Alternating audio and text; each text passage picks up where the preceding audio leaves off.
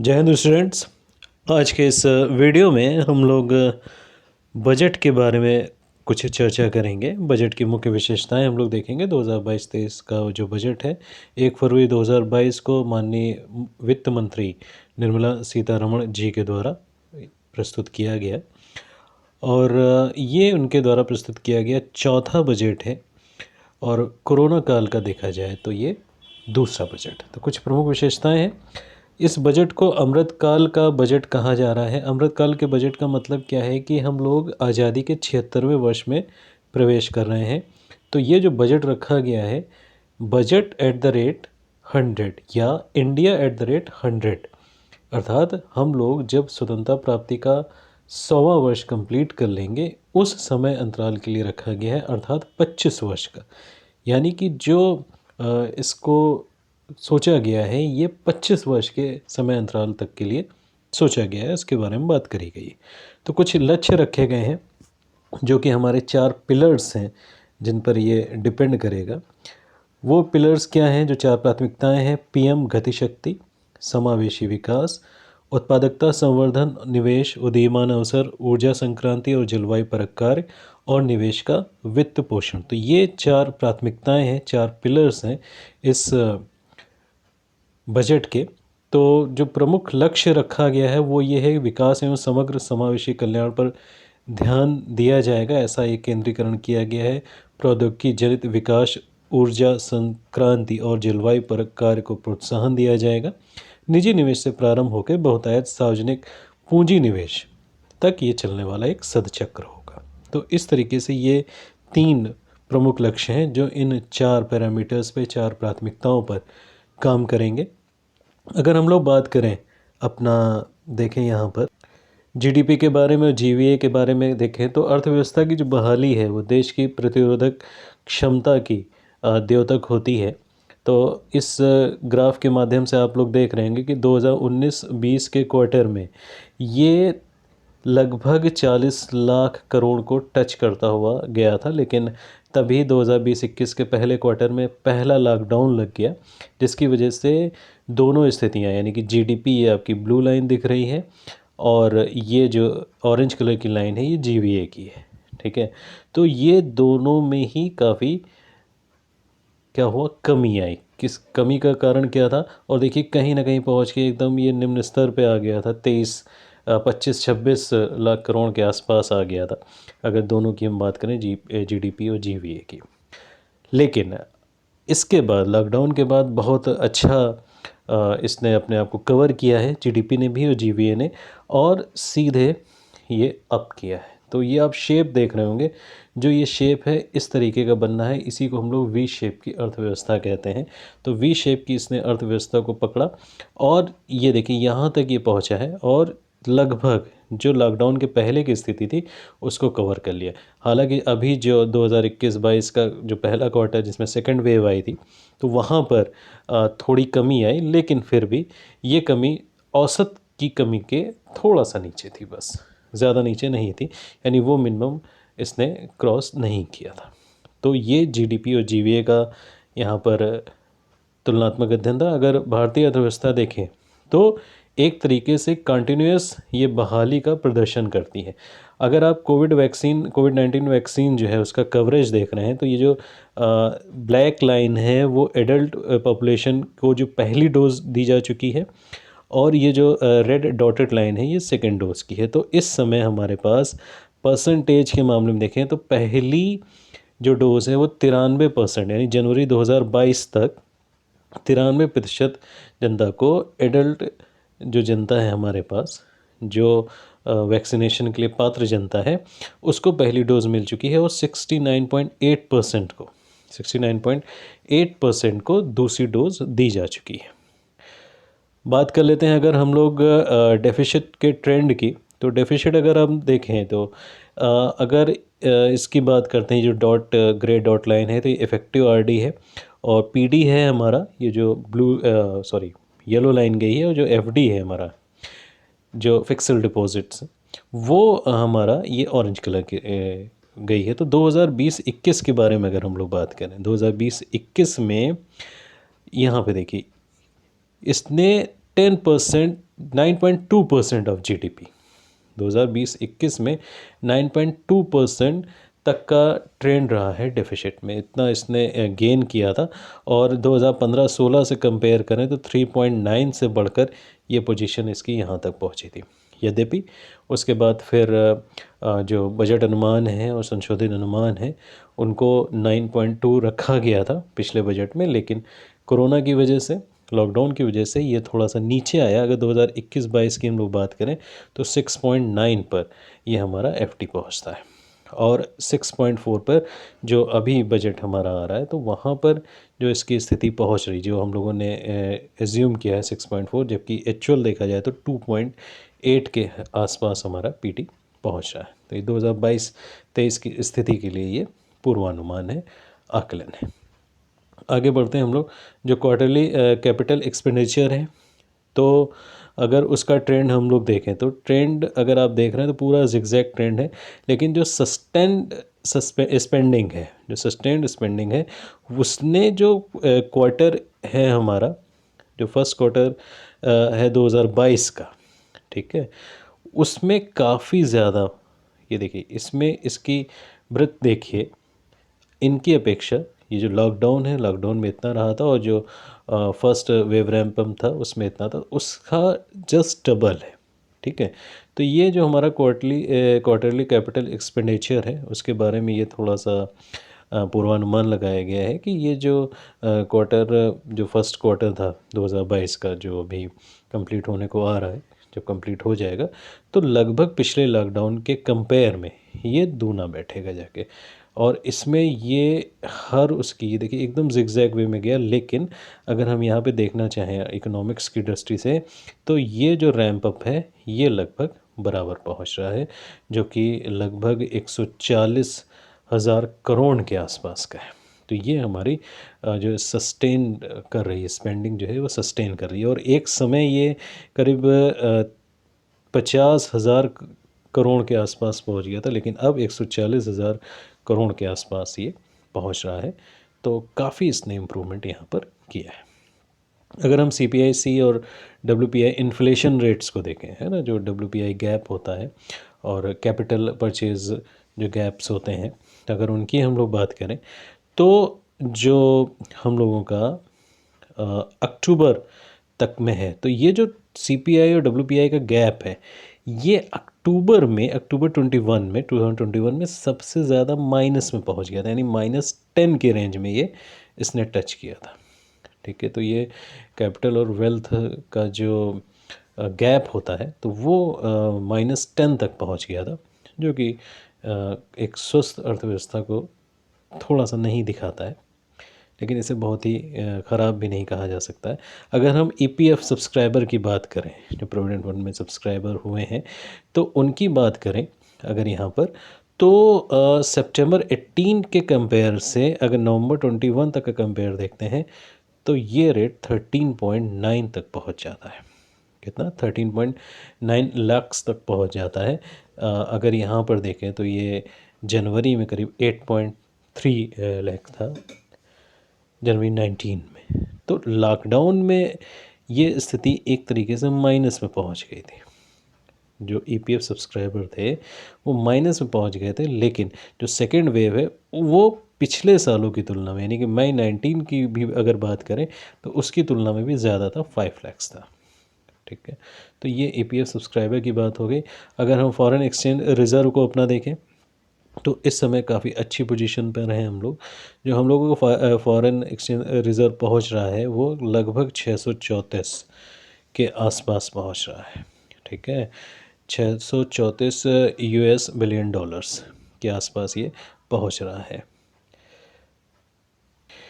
634 billion dollars के आसपास ये हमारा पहुंच रहा है। थोड़ा सा कम हुआ है, अगर 2021-22 के सेकंड क्वार्टर में देखें तो 635 US बिलियन डॉलर के आसपास पहुंच गया था।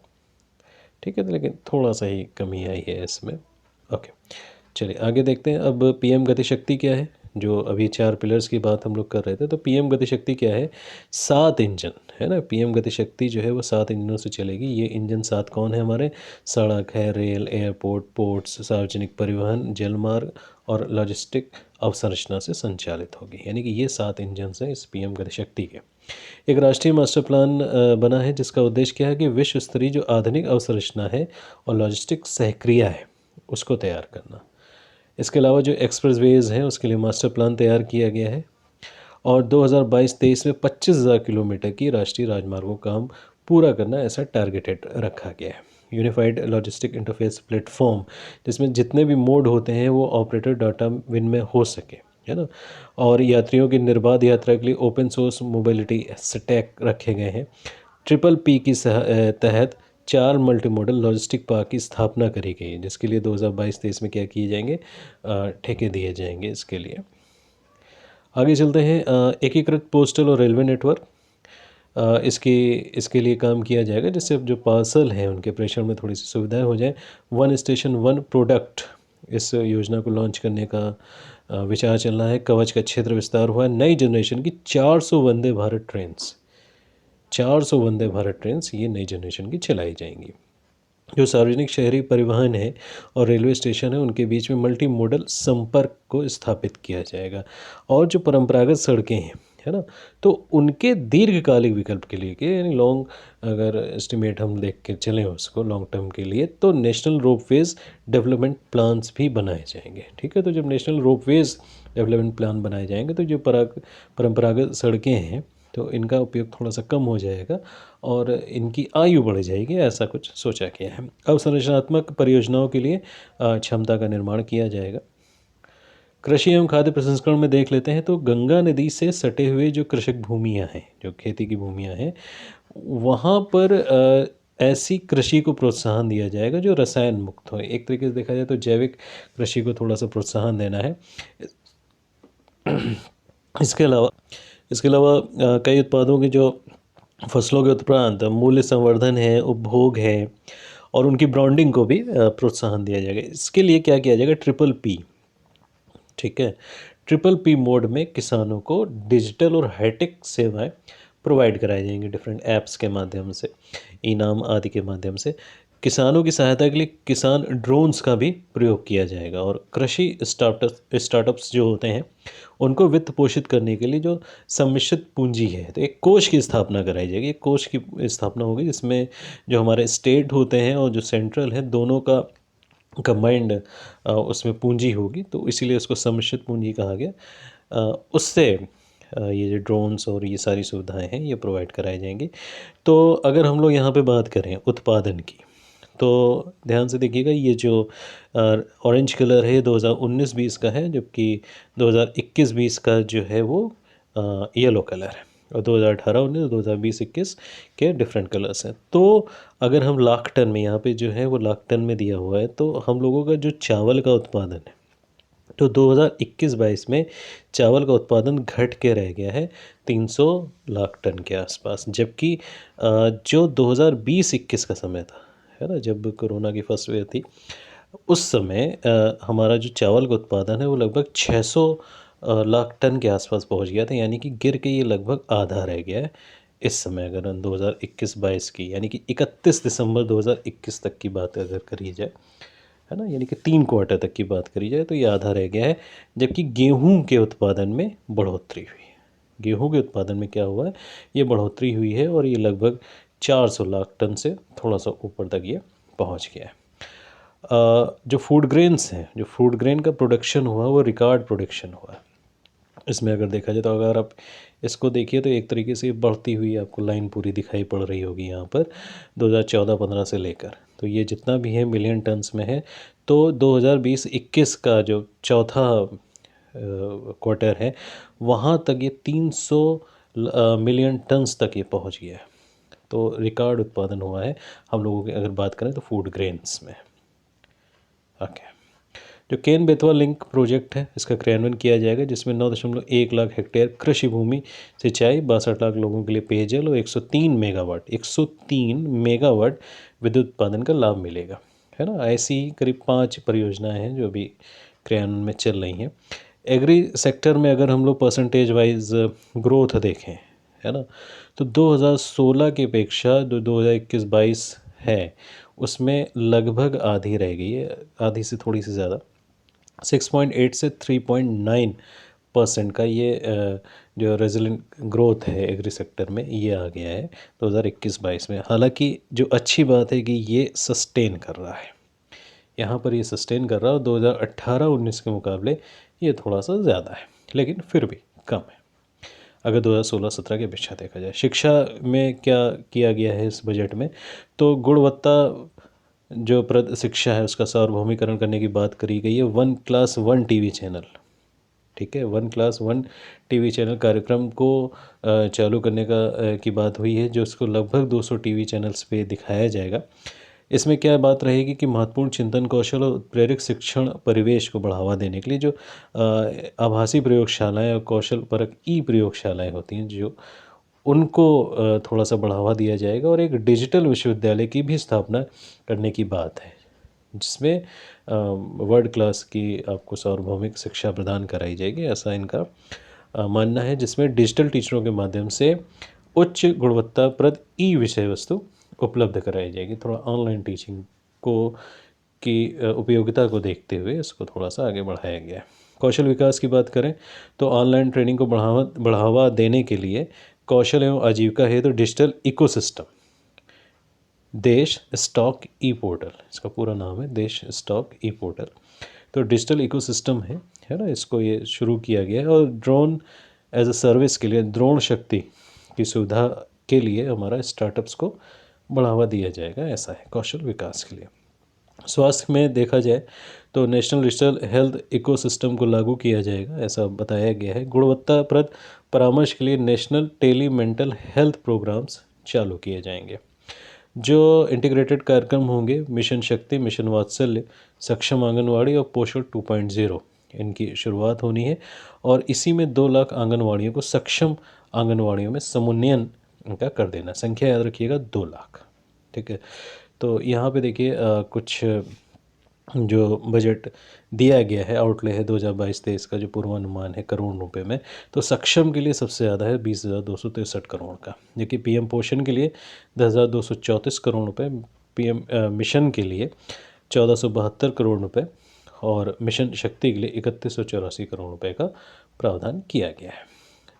जितने भी समावेशी कल्याण हैं उन पर थोड़ा सा ध्यान केंद्रित होगा। क्या हर घर नल से जल, इस योजना में 2022-23 में 3.8 करोड़ परिवारों को फिर से कवर किया जाएगा और कवर किया जाएगा, एक्स्ट्रा कवर किया जाएगा। पीएम आवास योजना के अंतर्गत 80 लाख घरों का निर्माण कार्य इस वित्तीय वर्ष में पूरा करना है। पीएम डिवाइन ये उत्तर पूर्व के लिए है, ठीक है, तो उत्तर पूर्व के लिए इसको रखा गया है। तो आवश्यक आधारित अवसंरचना एवं जो सामाजिक विकास है जो हमारे उत्तर पूर्व के क्षेत्र हैं वहाँ के लिए, पूर्वोत्तर के जो क्षेत्र हैं वहाँ के लिए। महत्वाकांक्षी ब्लॉक कार्यक्रम, तो कुछ जो पिछड़े हुए ज़िले हैं, है ना, वहाँ पर ब्लॉकों के विकास के लिए ये महत्वाकांक्षी कार्यक्रम चलाए जाएंगे, पर्यावरण से संबंधित जो हैं और उनके विकास से संबंधित। इसके अलावा वाइब्रेंट विलेजेस प्रोग्राम है, गाँवों के लिए है। तो ये ऐसे गाँव हैं, है ना, जो पूर्वी सीमा से हमें लगते हैं और विकास से वंचित हैं, अरुणाचल आदि प्रदेशों में जो लगते हैं वो विकास से वंचित हो, उनको विकसित किया जाएगा, ऐसा लक्ष्य रखा गया। डाकघरों के द्वारा अब डिजिटल बैंकिंग भी चालू हो जाएगी और ऐसा 100% डाकघरों में ये चीज़ें चालू कराई जाएंगी। और डिजिटल पेमेंट्स के लिए जो अनुसूचित वाणिज्यिक बैंक हैं उनके द्वारा जो 75 ज़िले हैं उनमें 75 डिजिटल बैंकिंग यूनिट्स की स्थापना करी जाएगी, ठीक है। पूरे देश के 75 ज़िलों की बात हो रही है, यूपी के नहीं। अगर हम MSMEs की बात करें, जो स्मॉल स्केल इंडस्ट्रीज़ होती हैं, तो उनके लिए क्या क्या सुविधा करी गई है। ECLGS को लागू किया जाएगा और हॉस्पिटलिटी और जो उनसे संबंधित उद्यम हैं उन पे थोड़ा विशेष ध्यान दिया जाएगा। जो CGT MSMEs हैं उनका पुनरुद्धार किया जाएगा। जो ये मध्यम MSMEs हैं उनके कामकाज को बढ़ाया जाएगा और इसमें एक RAMP रैंप कार्यक्रम है उसको अभी लागू किया जाना बाकी है। जो कई सारे पोर्टल्स हैं तो वो सब इंटरलॉक कर दिए जाएंगे। ये सारी सब MSMEs की सुविधा के लिए। उत्पादकता और संवर्धन पर क्या निवेश हुआ है, तो अगर हम ईज़ ऑफ डूइंग बिजनेस और ईज़ ऑफ लिविंग की बात करें तो ईज़ ऑफ डूइंग बिजनेस 2.0 आना है। तो विश्वास आधारित शासन, IT सेतुओं के माध्यम से केंद्र व राज्य स्तरीय प्रणालियों का समेकन, जो परिवेश पोर्टल है ना, तो याद रखिएगा परिवेश portal ease of doing business से रिलेटेड है। तो इसके क्षेत्र का विस्तार किया जाएगा। जो भू दस्तावेज है ना, तो उनके लिए जैसे हम लोगों का यूनिक आइडेंटिटी नंबर आधार होता है, वैसे ही भू दस्तावेजों के लिए जो आधार नंबर है यानी कि उनके लिए unique land personal identification number है, उसका थोड़ा सा विस्तार किया जाएगा। पिछले वर्ष ये योजना आ चुकी थी। कंपनियों के स्वैच्छिक समापन के लिए जो खुद समाप्त होना चाहते हैं तो सीपेस की स्थापना करी जाएगी। सरकारी अधिप्राप्ति में end to end online system और सिक्योरिटी बॉन्ड्स और श्योरिटी बॉन्ड तो श्योरिटी बॉन्ड्स का उपयोग किया जाएगा। ABCG प्रोत्साहन को कार्यबल दिया जाएगा। जो PLI स्कीम्स होती हैं है ना, तो अब इन्होंने ये कहा हुआ है अपने बजट में कि 5G को लॉन्च करने की योजना बनाई जा रही है। 2023 तक इसको लॉन्च किया जाएगा। तो PLI स्कीम के तहत 5G को समर्थन दिया जाएगा और उद्योग स्टार्टअप्स और जो एकेडमीज़ हैं उनके लिए रक्षा अनुसंधान और विकास को भी प्रारंभ किया जाएगा। तो ये बात हो गई हमारी जो ईज़ ऑफ डूइंग बिजनेस 2.0 के लिए थी। ईज़ ऑफ लिविंग के लिए जो चिप युक्त पासपोर्ट हैं, तो अब पासपोर्ट भी आपके जारी हो जाएंगे जो चिप युक्त होंगे। जो भवन उपनियम और इनका आधुनिकीकरण किया जाएगा। शहरी नियोजन स्कीमों का क्रियान्वयन होगा। संक्रमण उन्मुखी विकास होगा। शहरी नियोजन के लिए उत्कृष्टता केंद्रों की स्थापना होगी और बैटरी चालित वाहनों को फेमस करने के लिए उनके में रुचि जगाने के लिए शहरी क्षेत्रों में चार्जिंग स्टेशंस की स्थापना करी जाएगी और बैटरी स्वैपिंग नीति को भी लागू किया जाएगा। तो अगर हम लोग PLI स्कीम के अंतर्गत बात करें तो टेलीकॉम और नेटवर्किंग जो प्रोडक्ट्स हैं उनमें 528 करोड़ रुपए का 2022-23 में एलोकेशन फंड किया गया है। और जो large scales electronic and IT hardware company उनको 5300 करोड़ रुपए का 53 सबसे ज़्यादा इन्हीं को दिया गया। उसके बाद फार्मास्यूटिकल्स को 1629 करोड़ रुपए का प्रोत्साहन राशि दी गई है जो 2022-23 में रखा गया। निवेश का वित्त पोषण अगर हम लोग देखें तो 2022-23 में निजी निवेश और मांग को रखने के लिए सार्वजनिक निवेश आवश्यक है, ऐसी बात कही गई है। और 2022-23 से RBI बहुत इंपॉर्टेंट है, डिजिटल रुपए का संचालन करने जा रहा है। जैसे आभासी मुद्रा होती है वैसे ये डिजिटल मुद्रा ये लाने जा रहा है 2022-23 से RBI। डाटा सेंटर्स और एनर्जी स्टोरेज सिस्टम्स के लिए जो अवसंरचनात्मक स्थिति है उनको बढ़ाया जाएगा। और उद्यम पूंजी और निजी इक्विटी निवेश के द्वारा निवेश में सहायता परक उपाय इनके बारे में भी बात हुई है इसमें। अगर हम कैपिटल एक्सपेंडिचर देखें और टोटल एक्सपेंडिचर का रेशियो देखें और रेवेन्यू एक्सपेंडिचर और टोटल एक्सपेंडिचर का रेशियो देखें है ना, तो इन दोनों रेशियोज़ में एक स्थिति ऐसी आई है जहाँ पर दोनों इक्वल हो चुके हैं। ओके, फिर भी अगर हम लोग पूर्वानुमान लेते हैं 2022-23 का तो वो 10 के आसपास रखा गया है, 10% के आसपास रखा गया है। जबकि जो हमारा पहुँचेगा कैपिटल एक्सपेंडिचर और टोटल एक्सपेंडिचर का जो रेशियो है वो तकरीबन पहुँचेगा 16 के आसपास, 16 to 19 के बीच में वेरी करेगा ये। ओके, आगे बढ़ते हैं हम लोग। ये हो गया संसाधनों को जुटाना। तो जो डाटा सेंटर्स और एनर्जी स्टोरेज सिस्टम की बात कर रहे थे हम लोग, अवसंरचना स्थिति की, उद्यम पूंजी और निजी इक्विटी निवेश द्वारा निवेश में सहायता परक उपाय थे। उदीयमान क्षेत्रों के लिए सम्मिश्रित वित्त था। हरित संरचना के लिए ग्रीन बॉन्ड्स थे। तो ये सारी चीज़ें जो भी करी जा रही, ये स्थितियाँ जो हैं, ये जो निवेश में सहायता परक उपाय हैं, सम्मिश्रित वित्त है, ये सारे सब संसाधनों को जुटाने के लिए किया जा रहा है जिससे राज्यों को और अधिक वित्तीय गुंजाइश प्रदान की जा सके। और पूंजीगत निवेश में राज्यों की वित्तीय सहायता के लिए वर्धित परिव्यय भी लाया गया है और GSDP के 4% के राजकोषीय घाटे की अनुमति दी जाएगी है ना, जिसमें ये अनुमति तभी होगी 4% की जो आप राजकोषीय घाटा अपना दिखा सकते हो जब आप 0.5%, इस 4% का 0.5% आप विद्युत क्षेत्रीय सुधार में इसको आप दिखाएं। तो ये रेवेन्यू डेफिसिट की बात यहाँ पे हो रही है। अगर हम परसेंटेज ऑफ GDP में देखें तो 2016 में 25.1% ऑफ GDP ये पहुँच गया था। जो हमारी ग्रोथ फिस्कल, जो हमारी फिस्कल डेफिसिट थी वो 25.1 के अलोंग पहुँच गई थी। जबकि अगर हम लोग बात करें रेवेन्यू डेफिसिट की तो वो करीब 3.0 से थोड़ा सा ज़्यादा थी, 0 से थोड़ा सा ज़्यादा थी। अब जो स्थिति हम लोगों की आ रही है 2021 और 22 का अगर हम यहाँ पे देखें तो 31.2 ये हमारा पहुँचा है ग्रॉस फिस्कल डेफिसिट। और जो हमारा रेवेन्यू डेफिसिट है वो भी थोड़ा सा मेंटेन किया हुआ है, उसी रेंज में है, लगभग 2.6 के आसपास है। तो अर्थव्यवस्था की दृष्टि से इसको ठीक कहा जा सकता है। कर प्रस्ताव में कुछ खास नहीं हुआ है, बस ये है कि गलतियों को ठीक करने के लिए करदाताओं को 2 वर्ष के भीतर आप अपना रिटर्न फिर से दाखिल कर सकते हो, ऐसी अनुमति है। विकलांग व्यक्तियों के लिए कर में थोड़ा सा राहत देने की बात कही गई है, अभी क्या है ये चीज़ ओपन नहीं हुई है। सहकारी समितियों के लिए वैकल्पिक न्यूनतम दर और अधिभार में कमी कर दी गई है। जो राज्य सरकार के कर्मचारी हैं तो एनपीएस खाते में जो कर्मचारियों की कर कटौती सीमा है उसको बढ़ा के 14% के आसपास कर दिया है इन्होंने। जो कर संबंधित प्रोत्साहन देने के लिए जो स्टार्टअप्स हैं उनको आप शामिल कर, मतलब 14% कर सकते हैं, ऐसी चीज़ है। कर संबंधित प्रोत्साहन देने के लिए जो स्टार्टअप्स हैं उनको शामिल करने की अवधि को जो बढ़ा दिया है। पहले क्या होता था 5 साल या 10 साल का कुछ गैप रखते थे, उसको थोड़ा सा बढ़ा दिया है।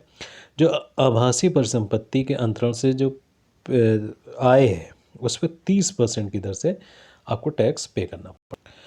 और बार बार की अपीलों से निजात पाने के लिए मुकदमेबाजी का बेहतर प्रबंधन किया गया है यहाँ पर।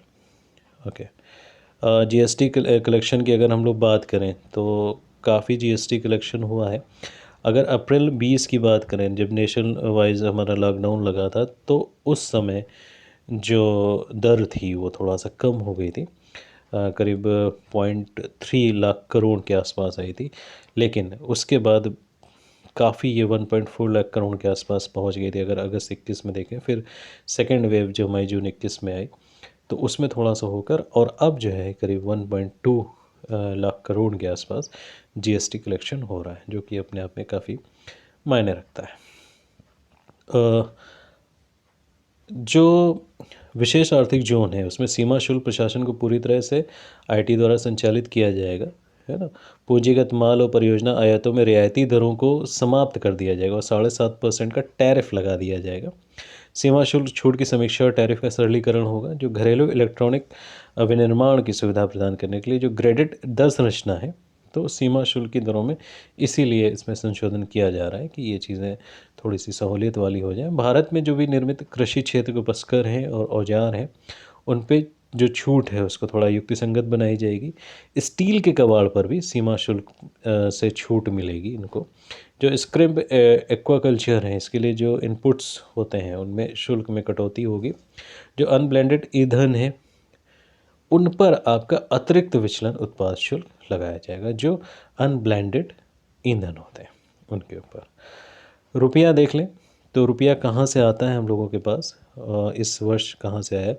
तो जो नॉन डेबिट कैपिटल्स होते हैं वहाँ से हमको 2% मिला है। जो बारोइंग एंड अदर लायबिलिटीज़ हैं वहाँ से 35% रुपया आता है। जो इनकम टैक्स है वहाँ से 15%। अगर सेकंड हाईएस्ट की बात करें, थर्ड हाईएस्ट की बात करें तो इनकम टैक्स से आता है और सबसे ज़्यादा आता है बोरोइंग एंड जो अदर लायबिलिटीज़ हैं 35% वहाँ से। उसके बाद जीएसटी से 16% पैसा आता है और इनकम टैक्स और कॉर्पोरेशन टैक्स दोनों से 15% पैसा आता है। जो एक्साइज ड्यूटीज़ हैं उनसे 7% और जो नॉन टैक्स रेवेन्यूज़ हैं उनसे 5% आता है। और इसके अलावा जो कस्टम ड्यूटीज़ होती हैं उनसे 5% पैसा भारत सरकार के पास आता है। ठीक है, अब ये पैसा कहाँ जाता है, इस पैसे यानी कि ऊपर वाली क्या हो गई, ये चीज़ हमारी हो गई आय, ये हमारी हो गई इनकम। अब ये खर्चा कहाँ हो रही है, जो व्यय हो रहा है, तो इस व्यय की अगर हम बात करें, इस खर्चे की अगर हम लोग बात करें तो 4% हिस्सा पेंशन में जाता है। जो सेंट्रली स्पॉन्सर्ड स्कीम्स होती हैं तो 9% उसमें जाता है। जो सब्सिडाइज होती हैं 8% उन सब्सिडीज़ में जाता है। डिफेंस में 8% जाता है। इंटरेस्ट पेमेंट में 20% जाता है। स्टेट शेयर्स का जो टैक्स और ड्यूटीज़ के शेयर्स होते हैं उसमें 17% जाता है। जो सेंट्रल सेक्टर की स्कीम्स होती हैं उनमें 15% जाता है। जो finance commissions and other transfers हैं उनमें 10% जाएगा और इसके अलावा जो बचेगा 9% वो अदर्स में जाएगा। तो अगर देखा जाए तो इंटरेस्ट पे करने में सबसे ज़्यादा 20% का खर्चा होता है। उसके बाद 17% जो स्टेट के शेयर और टैक्स और ड्यूटीज़ होती हैं उसमें जाता है और तीसरे नंबर पे जो सेंट्रल सेक्टर स्कीम्स होती हैं उनमें पैसा खर्चा होता है हमारा। तो अब बजट हम लोग देख लें कि बजट जो रेवेन्यू है और कैपिटल है, मतलब कितना आया और कितना खर्चा होगा, इस तरीक़े का जो रेवेन्यूज़ हैं हम लोगों की जो बचत है। तो जो पूर्वानुमान है वो 2204,422 2204,422 का है हम लोगों का, जो ये पूर्वानुमान है 2022-23 का, यानी कि 22,04,422 करोड़ रुपए का। जबकि अगर हम लोग एक्सपेंडिचर की बात करें, जो कैपिटल रिसिप्ट्स की बात करें, सॉरी, जो कैपिटल रिसिप्ट है हम लोगों का, वो 17,40,487 करोड़ के आसपास है। ठीक है, तो इनकी अगर हम लोग तुलना करें तो जो रेवेन्यू रिसिप्ट है हमारा 2020-21 से ये 2022-23 में बढ़ता हुआ दिखाई पड़ रहा है। 2021-22 के जो पूर्वानुमान थे उनमें ये बढ़ भी चुका है, जबकि जो कैपिटल रिसिप्ट है वो हमारी 2020-21 से घटती हुई महसूस हो रही, घटती हुई दिख रही है। ओके, अगर हम रेवेन्यू एक्सपेंडिचर की बात करें करोड्स में, तो वो लगभग पहुँचेगा हम लोगों का 31,94,663 करोड़ रुपए के आसपास, जो कि 2021-22 के जो अनुमान है उससे काफ़ी ज़्यादा है। और ये देखिए एक कांस्टेंट जो इफ़ेक्टिव कैपिटल एक्सपेंडिचर है ये कांस्टेंट में बढ़ा है 10,67,889 करोड़ रुपए इसमें ये पहुंचा है जाकर। प्रमुख योजनाओं के लिए आवंटन कितना हुआ है इसको देख लें, बहुत इंपॉर्टेंट है परीक्षाओं की दृष्टि से। अगर नेशनल हेल्थ मिशन के लिए देखें तो 37,800 और 34,947 रुपये है ना, तो बजट अनुमान और ये पूर्वानुमान।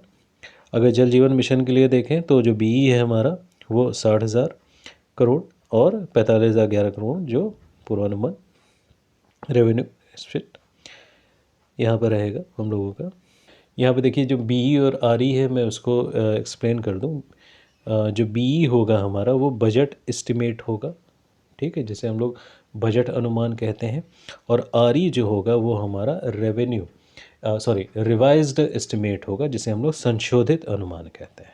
ठीक है, तो ये चीज़ होती है संशोधित। ऐसा समझ लीजिए संशोधित यानी कि जैसे किसी योजना में मान लिया आपने 10 करोड़ दिया तो एक साल में आपका 6 करोड़ खर्चा हो गया, तो ये बजट अनुमान हो गया। अब बचा कितना आपका 4 करोड़, तो ये जो 4 करोड़ हो गया ये आपका संशोधित अनुमान हो गया कि अगले वर्ष आने के लिए, जैसे इस साल हमने 10 करोड़ दिया तो 10 करोड़ में हमने इसमें 6 करोड़ खर्चा किया, तो 4 करोड़ हमारे पास बचा हुआ है। अगले साल अगर 10 करोड़ फिर आएगा तो ये 4 करोड़ उसमें ऐड ऑन हो जाएगा, यानी फिर हमको इस 10 की जगह 6 ही करोड़ लाना पड़ेगा। इसी को हम लोग संशोधित अनुमान कहते हैं। तो वो जो है देखा जाए जल जीवन मिशन के लिए 45,011 करोड़ रुपए का है, और जो बजट एस्टिमेट है वो 60,000 करोड़ रुपए का, क्योंकि ये लंबी योजनाओं के लिए चलता है जिनका जो लंबे समय तक के लिए होती है। नेशनल एजुकेशन मिशन की बात करें 2021-22 में जो आरई है हमारा 30,796 करोड़ का है, जबकि जो बीई है वो 39,553 करोड़ रुपए का है जो बजट एस्टिमेट है। प्रधानमंत्री ग्राम सड़क योजना के लिए 14,000 करोड़ रुपए का है, जो कि बीई हमारा 19,000 करोड़ रुपए का है। पीएम किसान के लिए 67,500 करोड़ रुपए का है 2021-22 का, जो हमारा संशोधित अनुमान है, जबकि जो बजट अनुमान है वो तकरीबन 68,000 करोड़ के आसपास है। आत्मनिर्भर भारत रोजगार योजना के लिए 5,000 2021-22 का जो आरई था वो 5,000 करोड़ का था, जबकि 2022-23 के लिए कितना रखा गया 6400 का बजट अनुमान रखा गया है। प्रधानमंत्री स्वास्थ्य सुरक्षा योजना के लिए 2021-22 का जो संशोधित अनुमान था वो 7400 करोड़ रुपए था, जबकि 2022-23 के लिए जो बजट अनुमान रखा गया है वो 10,000 करोड़ रुपए रखा गया है।